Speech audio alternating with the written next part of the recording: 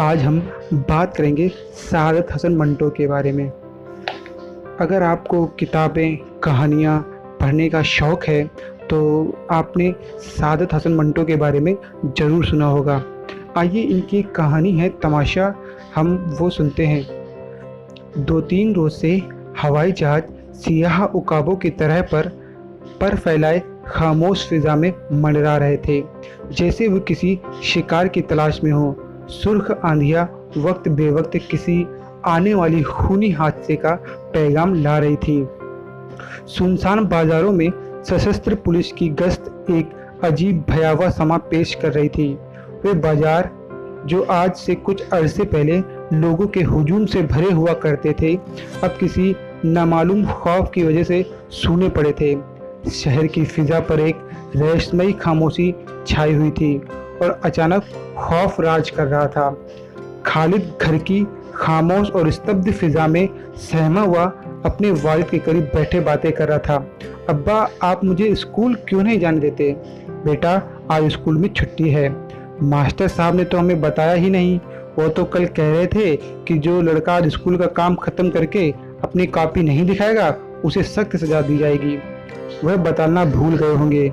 आपके दफ्तर में भी छुट्टी होगी? हाँ, हमारा दफ्तर भी आज बंद है। चलो, अच्छा हुआ, आज आपसे कोई अच्छी सी कहानी सुनूंगा। ये बातें हो रही थी कि 3-4 जहाज चीखते हुए उनके सिर पर से गुजर गए। खालिद उनको देखकर बहुत भयभीत हो गया। वह 3-4 रोज से इन जहाजी उड़ानों को गौर से देख रहा था, मगर किसी नतीजे पर नहीं पहुंच सका। वह हैरान था कि ये जहाज सारा दिन धूप में क्यों चक्कर लगाते रहते हैं। वह उनकी रोजाना की गतिविधि से सख्त तंग आकर बोला, अब्बा, मुझे इन जहाज़ों से खौफ मालूम हो रहा है। आप इनके चलाने वालों से पहले कह दे कि वो हमारे घर पर से ना गुजरा करें। खौफ? कहीं पागल तो नहीं हो गए खालिद? अब्बा, ये जहाज़ खौफनाक है। आप नहीं जानते, ये किसी न किसी दिन हमारे घर पर गोला फेंक देंगे। कल सुबह मामा अम्मीजान से कह रही थी कि इन जहाज वालों के पास बहुत से गोले हैं। अब्बा, अगर उन्होंने इस किस्म की कोई शरारत की तो याद रखें, मेरे पास भी एक बंदूक है, वही जो आपने मुझे पिछली ईद पर लाकर दी थी। खालिद के अब्बा ने अपने लड़के के गैर मामूली साहस पर हंसते हुए कहा, मामा तो पागल है। मैं उससे कहूँगा कि वह घर में ऐसी बातें क्यों करती है। इत्मीनान रखो, वह ऐसी बात कभी नहीं करेगी। अपने वालिद से रुखसत होकर खालिद अपने कमरे में चला गया और हवाई बंदूक निकालकर निशाना लगाने का अभ्यास करने लगा, ताकि उस रोज जब हवाई जहाज वाले गोले फेंकें तो उसका निशाना चूक ना जाए और वह पूरी तरह बदला ले सके। काश प्रतिशोध का यही नन्हा जज्बा हर शख्स में पैदा हो जाए। इसी अरसे में जबकि एक नन्हा बच्चा अपना बदला लेने की फिक्र में डूबा हुआ तरह तरह से मंसूबे बांध रहा था, घर के दूसरे हिस्से में खालिद का अब्बा बीवी के पास बैठा हुआ मामा को हिदायत कर रहा था कि वह आगे से घर में इस किस्म की कोई बात ना करे जिससे खालिद को दहशत हो। मामा को और बीवी को इस किस्म की ताकीद करके वह अभी बड़े दरवाजे से बाहर जा रहा था कि खालिद एक भयानक खबर लाया कि शहर के लोग बादशाह के मना करने पर भी शाम के करीब एक आम जलसा करने वाले हैं और यह आशा की जाती है कि कोई ना कोई दुर्घटना जरूर पेश आकर रहेगी। खालिद का अब्बा यह खबर सुनकर बहुत खौफजदा हुआ।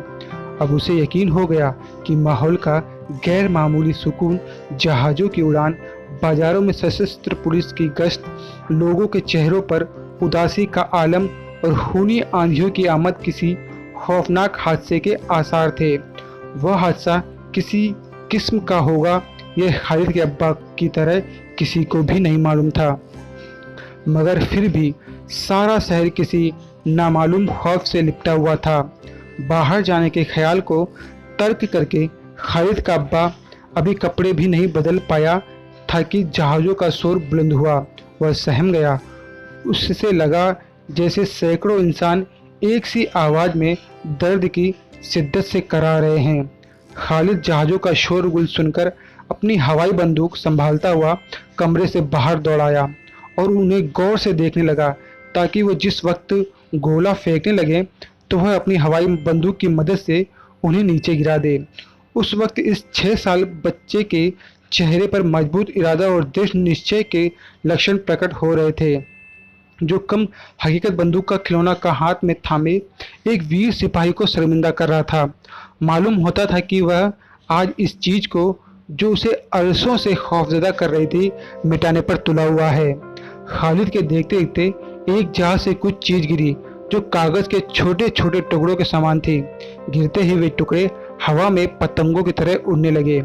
इनमें से चंद खालिद के मकान की छत पर भी गिरे। खालिद भागता हुआ ऊपर गया और कागज उठाकर अपने वालिद के पास ले गया। अब्बा जी, मामा सच में झूठ बक रही थी। जहाज वालों ने तो गोलों की बजाय ये कागज फेंके हैं। खालिद के बाप ने वह कागज लेकर पढ़ना शुरू किया तो रंग जर्द हो गया। होने वाले हादसे की तस्वीर अब उसे साफ तौर पर नजर आने लगी। उस इश्तिहार में साफ लिखा था कि बादशाह किसी को जलसा करने की इजाज़त नहीं देता और अगर उसकी मर्जी के खिलाफ कोई जलसा किया गया तो अंजाम की जिम्मेदार स्वयं जनता होगी। अपने वालिद को इश्तिहार पढ़ने के बाद इस कदर हैरान देखकर खालिद ने घबराते हुए पूछा, इस कागज में यह तो नहीं लिखा कि हमारे घर पर गोला फेंकेंगे? खालिद, इस वक्त तुम जाओ अपनी बंदूक के साथ खेलो। मगर इसमें लिखा क्या है? लिखा है आज शाम को एक तमाशा होगा। खालिद के बाप ने गुफ्तगू को अधिक बढ़ाने के डर से झूठ बोलते हुए कहा, तमाशा होगा? फिर तो हम भी चलेंगे ना? क्या कहा? क्या इस तमाशे में आप मुझे नहीं ले जाएंगे? ले चलेंगे। अब जाओ, जाकर खेलो। कहाँ खेलूं? बाजार में आप जाने नहीं देते, मामा मुझसे खेलते नहीं, मेरा सहपाठी भी तो आजकल यहाँ नहीं आता। अब आप ही बताएं, मैं खेलूं तो किसके साथ खेलूं? शाम के वक्त तमाशा देखने तो जरूर चलेंगे ना? किसी जवाब का इंतजार किए बगैर खालिद कमरे से बाहर चला गया और अलग अलग कमरों में आवारा फिरता हुआ अपने वालिद की बैठक में पहुंचा, जिसकी खिड़कियां बाजार की तरफ खुलती थीं। खिड़की करीब जाकर वह बाजार की तरफ देखने लगा तो क्या देखता है कि बाजार में दुकानें बंद हैं मगर आना जाना जारी है। लोग जलसे में शामिल होने के लिए जा रहे थे। वह सख्त हैरान था कि दुकानें क्यों बंद रहती हैं। इस मसले के हल के लिए उसने अपने नन्हे दिमाग पर बहुत तेरा जोर दिया मगर कोई नतीजा न निकल सका। बहुत सोच विचार के बाद उसने सोचा कि लोगों ने वह तमाशा देखने की खातिर जिसके इश्तिहार जहाज बांट रहे थे दुकानें बंद कर रखी हैं। अब उसने ख्याल किया कि वह कोई निहायत ही दिलचस्प तमाशा होगा जिसके लिए तमाम बाजार बंद हैं। इस ख्याल ने खालिद को सख्त बेचैन कर दिया और वह उस वक्त की बेकरारी से इंतजार करने लगा जब अब्बा उसे तमाशे दिखाने ले चले। वक्त गुजरता गया, वह खूनी घड़ी करीबतर आती गई। तीसरे पहर का वक्त था। खालिद, उसका बाप और माँ सहन में चुप बैठे एक दूसरे की तरफ खामोश निगाहों से देख रहे थे। हवा सिसकियां भरती हुई चल रही थी। तड़ातड़ की आवाज सुनते ही खालिद के बाप के चेहरे का रंग कागज की तरह सफेद हो गया। जबान से मुश्किल से इतना ही कह सका, गोली। खालिद की माँ भयातिरेक से एक शब्द भी मुंह से ना निकाल सकी। गोली का नाम सुनते ही उसे ऐसा मालूम हुआ जैसे उसकी छाती में गोली उतर रही है। खालिद इस आवाज को सुनते ही अपने वालिद की उंगली पकड़कर कहने लगा, अब्बा जी चलो चलें, तमाशा तो शुरू हो गया है। कौन सा तमाशा? खालिद के बाप ने अपने खौफ को छुपाते हुए कहा, वही तमाशा जिसके इश्तिहार आज सुबह जहाज में बांट रहे थे। खेल शुरू हो गया, तभी तो इतने पटाखों की आवाज़ सुनाई दे रही है। अभी बहुत वक्त बाकी है, तुम शोर मत करो, अब जाओ मामा के पास जाकर खेलो।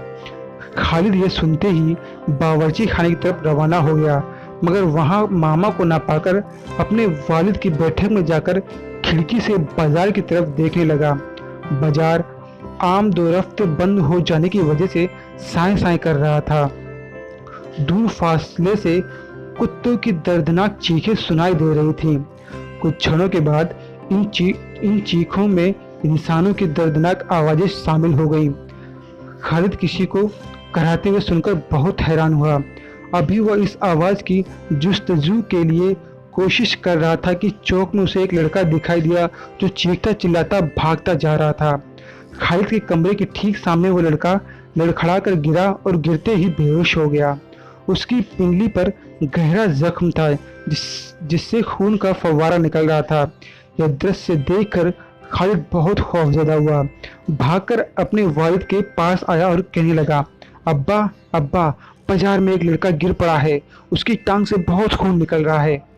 खालिद का बाप ये सुनते ही खिड़की की तरफ भागा और देखा कि वाकई में एक नौजवान बाजार में औंधे मुंह पड़ा है। बादशाह के खौफ के कारण किसी में इतना साहस नहीं था कि उस लड़के की सड़क पर से उठाकर सामने वाली दुकान के पट्टे पर लिटा दे। अब्बा, इस लड़के को किसी ने पीटा है। खालिद का बाप हाँ में सिर हिलाता कमरे के बाहर चला गया। अब खालिद कमरे में अकेला रह गया। वह सोचने लगा कि इस लड़के को इतने बड़े जख्म से कितनी तकलीफ हुई होगी, जबकि एक दफ़ा उसे चाकू चुभने से ही तमाम रात नींद नहीं आई थी। उसका बाप और उसकी माँ तमाम रात उसके सिरहाने बैठे रहे थे। इस ख्याल के आते ही उसे ऐसा मालूम होने लगा कि जैसे वह जख्म खुद उसकी पिंडली में है और उसमें बहुत तेज दर्द है। वह एकदम रोने लगा। खालिद के रोने की आवाज़ सुनकर उसकी माँ दौड़ी दौड़ी आई और उसको गोद में लेकर पूछने लगी, मेरे बच्चे, रो क्यों रहे हो? मम्मी, उसे किसी ने मारा है, शरारत की होगी उसने, मगर स्कूल में तो छड़ी से सजा देते हैं, लहू तो नहीं निकालते। छड़ी जोर से लग गई होगी। तो फिर क्यों इस लड़के का वालिद स्कूल में जाकर उस्ताद पर खफा ना होगा जिसने उस लड़के को इस कदर मारा है? एक रोज़ जब मास्टर साहब ने मेरे कान खींचकर सुर्ख कर दिए तो अब्बा जी ने हेडमास्टर के पास शिकायत की थी ना। इस लड़के का मास्टर बहुत बड़ा हरामी है। अल्लाह मियाँ से भी बड़ा है क्या? नहीं, उनसे छोटा है। तो फिर वह अल्लाह मियाँ के पास शिकायत करेगा। अब देर हो गई है, चलो सोएं। अल्लाह मियाँ, मैं दुआ करता हूँ कि तू उस मास्टर को जिसने इस लड़के को पीटा है अच्छी तरह सजा दे और उस छड़ी को छीन ले जिसके इस्तेमाल से खून निकल आता है। मैंने पहाड़े याद नहीं किए, इसलिए मुझे डर है कि कहीं वही छड़ी मेरे उस्ताद के हाथ ना आ जाए। अगर तुमने मेरी बात नहीं मानी तो फिर मैं तुमसे नहीं बोलूँगा। सोते वक्त खालिद दिल में दुआ मांग रहा था। और ये कहानी यहीं पर ख़त्म हो गई।